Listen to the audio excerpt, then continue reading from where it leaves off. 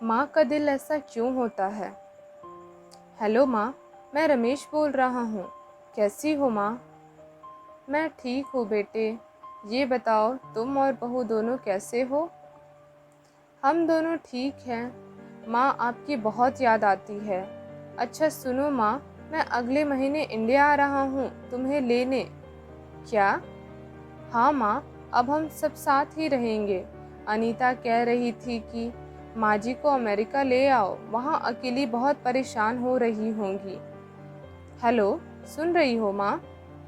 हाँ हाँ बेटे। बूढ़ी आँख बूढ़ी आँखों से खुशी की अश्रुधारा बह निकली। दिल खुशी से झूमने लगा था, मानो अब इस अकेलापन को बेटे और बहू का सहारा हो गया हो।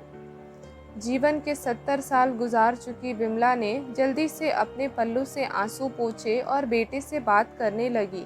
पूरे 3 साल बाद बेटा घर आ रहा था। बूढ़ी विमला ने मोहल्ले भर में दौड़ दौड़ कर ये खबर सबको सुना दी। सभी खुश थे कि चलो बुढ़ापा चैन से बेटे और बहू के साथ गुजर जाएगा। रमेश अकेला आया था। उसने कहा कि माँ हमें जल्दी ही वापस जाना है, इसलिए जो भी रुपया पैसा किसी से लेना है वो लेकर रख लो और तब तक मैं किसी प्रॉपर्टी डीलर से मकान की बात करता हूँ। मकान? माँ ने पूछा। हाँ माँ, अब ये मकान बेचना पड़ेगा, वरना कौन इसकी देखभाल करेगा? हम सब तो अब अमेरिका में ही रहेंगे। बूढ़ी आंखों से मकान के कोने कोने को ऐसे निहारा जैसे किसी अबोध बच्चे को सहला रही हो। औने पौने दाम में रमेश ने मकान बेच दिया। विमला देवी ने जो जरूरी सामान समेटा जिससे उनको बहुत ज़्यादा लगाव था। रमेश टैक्सी मंगवा चुका था। एयरपोर्ट पहुंचकर रमेश ने कहा, माँ तुम यहाँ बैठो, मैं अंदर जाकर सामान की जांच और बोर्डिंग और वीज़ा का काम निपटा लेता हूँ। ठीक है बेटे। विमला देवी वहीं पास की बेंच पर बैठ गई। काफ़ी समय बीत चुका था। बाहर बैठी विमला देवी बार बार उस दरवाजे की तरफ देख रही थी जिसमें रमेश गया था, लेकिन अभी तक बाहर नहीं आया।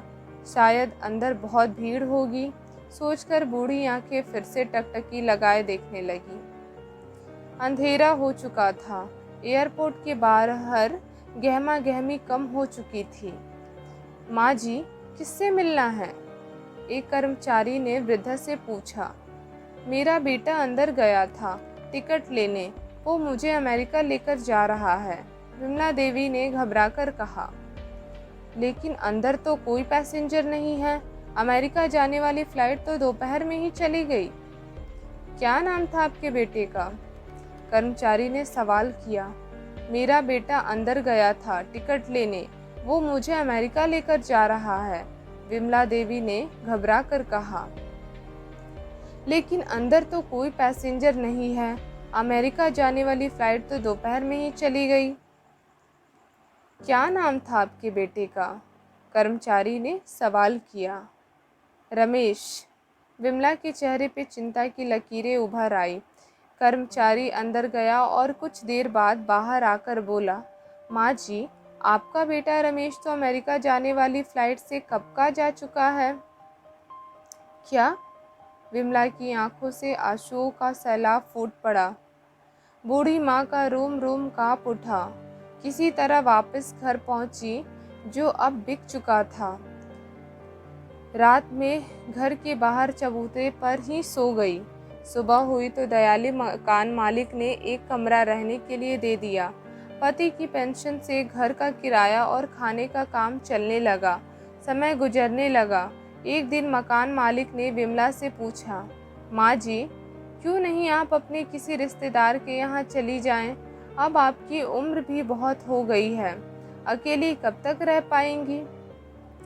हाँ, चली तो जाऊं, लेकिन कल को मेरा बेटा आया तो यहाँ फिर कौन उसका ख्याल रखेगा?